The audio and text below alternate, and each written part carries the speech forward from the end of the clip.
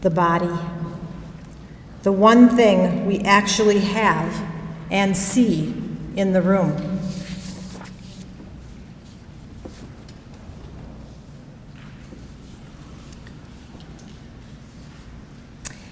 If analytical psychology is truly dedicated to working clinically with the archetypal dimension of human experience, why does it leave the bodily pole of the archetype out of its conception of what is being analyzed? The year was 1974, I think.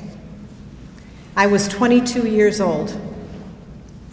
I decided to go to an Esalen-type group thing, you probably know what I mean, some of you, to raise my consciousness, you know, that thing. I found myself sitting across from a woman asking me about me. It turned out to be my first therapy session.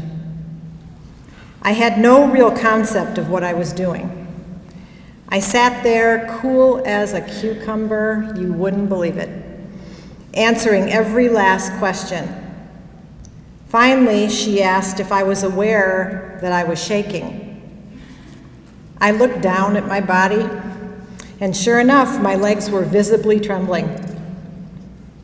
The sudden awareness of this fact only made it worse, not better. They were now aching with the intensity of it all. We talked a few minutes longer as my legs bounced and shook. I mean it. They were going. That was bad. Finally, she asked if I would consider repeating a sentence out loud.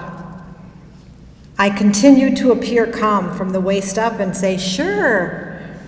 The sentence was, "I feel afraid." As soon as I say it, the shaking in my legs stops. If analytical psychology is truly dedicated to working clinically with the archetypal dimension of human experience, why does it leave the bodily pole of the archetype out of its conception of what is being analyzed? This question, written in the Journal of Jungian Theory and Practice in 2008, thrilled me. In my training to become an analyst, I had often wondered the very same thing. Sassenfeld went on to say, quote, "Jung is not to blame for the fact that the field of analytical psychology has still to face up to this question. He was clear that the unconscious is biologically localized in the body," end quote.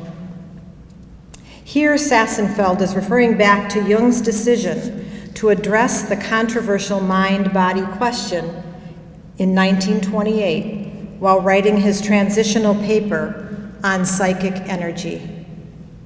Jung made it very clear that he believed there was a connection between biological and psychical energies, but chose to mainly focus on the psychic aspect, leaving the realm of the biological and its relationship to the psychical to the analysts and scientists to come.